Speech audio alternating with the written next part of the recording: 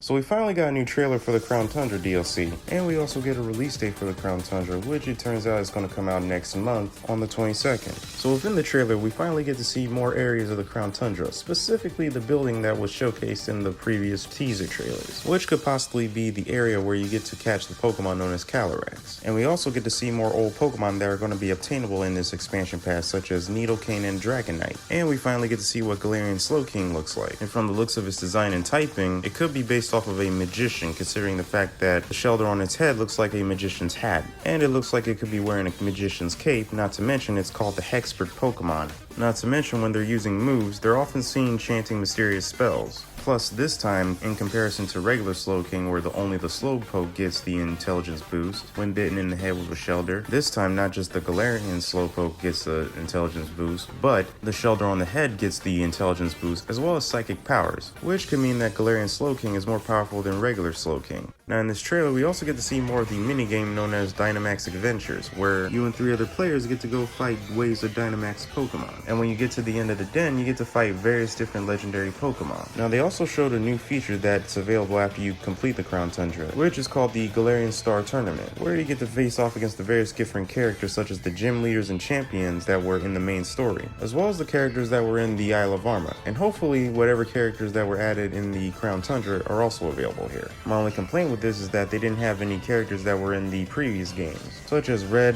Blue, Cynthia, Steven, Wally, and every other gym leader that's ever appeared within the main game before Sword and Shield, similar to Black and White 2 with the Pokemon World Tournament. But who knows, they might actually do it via DLC patch, but only time will tell. Now the one other thing I noticed when they were showing the overall area of the Crown Tundra is that it looks like it's 10 times bigger than the Isle of Armor, which is a good thing considering the fact that the Isle of Armor to me was a very short DLC, and there was nothing else much to do after completing the DLC storyline, other than a few side activities. But hopefully this DLC pack will actually be long and worth the money. Now the one last thing I'd like to talk about is the available Pikachu that has Ash's hat, and not just one hat, but all of the hats he's ever worn throughout the Pokemon anime, including the one from Pokemon Journeys. So overall, this was a pretty good trailer. I'm glad we finally got an update after months and months of waiting, and we finally got to see what Galarian Slowking looked like. Not to mention, we finally got a release date for the Crown Tundra, plus they're bringing back some of my favorite Pokemon, such as Metagross in the game. And I'm also glad that this trailer didn't give away too much of the Crown Tundra DLC, which is awesome because before Sword and Shield, Game Freak used to have trailers that would spoil the entire game for you, such as Omega Ruby and Alpha Sapphire spoiling everything including the Delta episode, Pokemon Sun and Moon spoiling everything including the post-game, and Ultra Sun and Moon spoiling everything including the Rainbow Rocket episode. So I'm glad Game Freak has learned their lesson and not doing that ever again.